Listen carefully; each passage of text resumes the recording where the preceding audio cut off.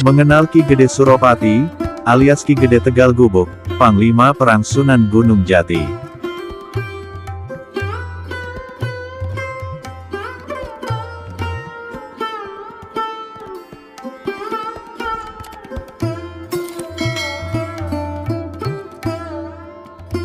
Sahabat, jarang diketahui, sejarah Ki Gede Suropati yang menarik untuk diulas. Makam tokoh sesepuh Desa Tegal Gubuk, Kabupaten Cirebon ini, menjadi salah satu destinasi wisata religi yang belum sahabat kunjungi. Sejarah mencatat, Ki Gede Suropati adalah panglima tertinggi Cirebon di masa kepemimpinan Sunan Gunung Jati. Nama aslinya adalah Syarif Abdurrahman bin Sulaiman al-Baghdadi. Ki Gede Suropati diriwayatkan dalam sejarah, juga memiliki silsilah ke Rasulullah Shallallahu Alaihi Wasallam melalui Sayyidatina Fatimah Az-Zahra. Beliau merupakan putra dari Sultan Syarif Sulaiman al-Baghdadi, penguasa Baghdad atau Irak pada masa itu. Sultan Syarif Sulaiman adalah kakak dari Sultan Syarif Abdurrahman Umdatuddin, ayah dari Sunan Gunung Jati. Bisa dibilang, Ki Gede Suropati adalah kakak sepupu dari Sunan Gunung Jati. Diriwayatkan secara pitutur, tokoh pendiri permukiman di Tegal Gubuk tersebut memiliki ilmu kebal. Tedas tapak paluning pande, demikian disampaikan. Atau artinya, kebal dihantam segala ilmu kesaktian dan senjata pusaka.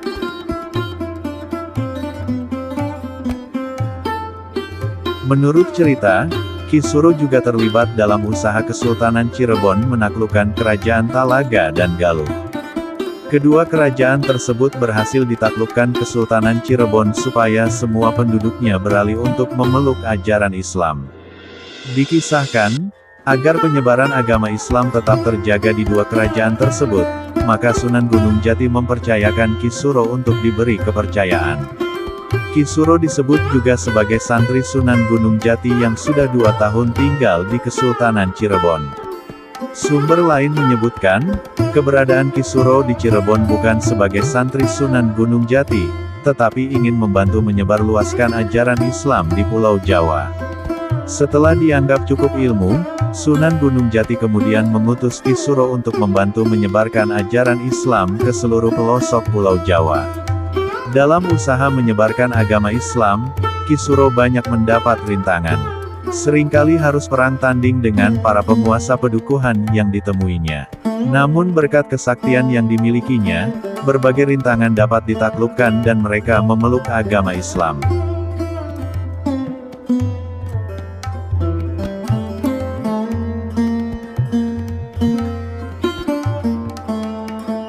Suatu ketika, Ki Suro mendapat perintah khusus dari Sunan Gunung Jati untuk membawa Al-Quran dalam jumlah banyak ke Pondok Ki Pancawala.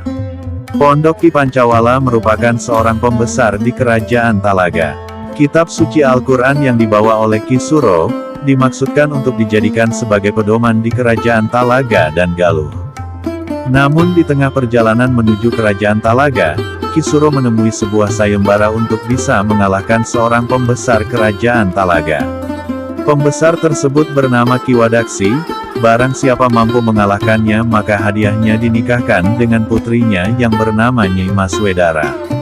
Kemudian Ki Suro ikut sayembara, keikutsertaannya hanya untuk mengukur ketinggian ilmu Ki Wadaksi tanpa mempedulikan hadiah.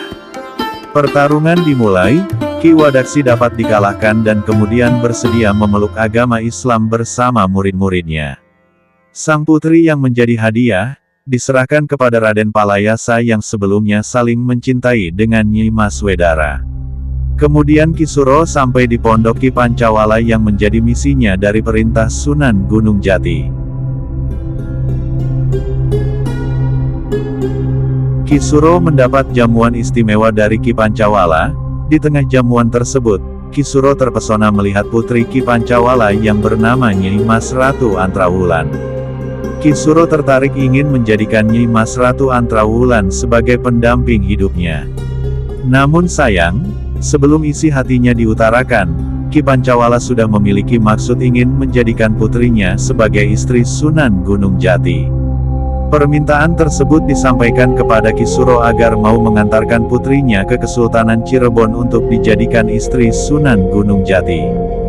Dengan berat hati, Ki Suro membawa Nyi Mas Ratu Antrawulan untuk dibawa ke Kesultanan Cirebon.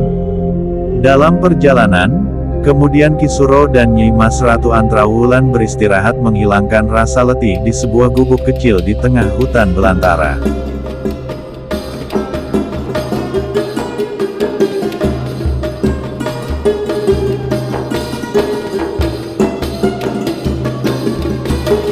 Setelah tubuh kembali segar, mereka kembali melanjutkan perjalanan menuju Kesultanan Cirebon.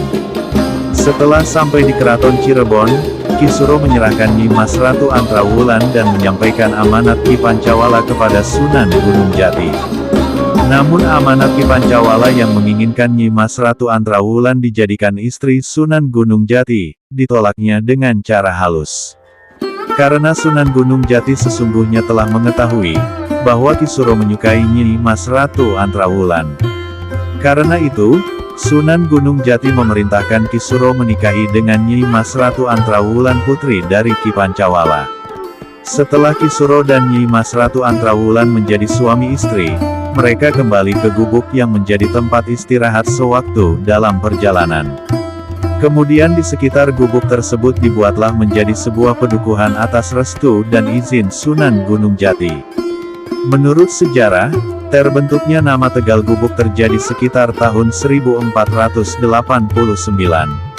Setelah terbentuk sebuah nama pedukuhan atau perkampungan Tegal Gubuk, kemudian Ki Suro melanjutkan misinya untuk menyebarkan agama Islam di pedukuhan baru tersebut. Hingga sekarang situs Ki Suro atau Ki Gede Suropati banyak dikunjungi orang dari berbagai penjuru daerah. Lokasinya terletak di Desa Tegal Gubuk, Kecamatan Arjawinangun, Kabupaten Cirebon.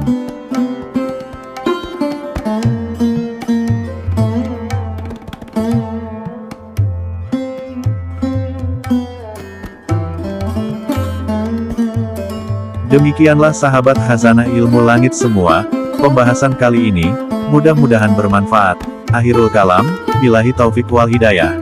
Wassalamualaikum warahmatullahi wabarakatuh.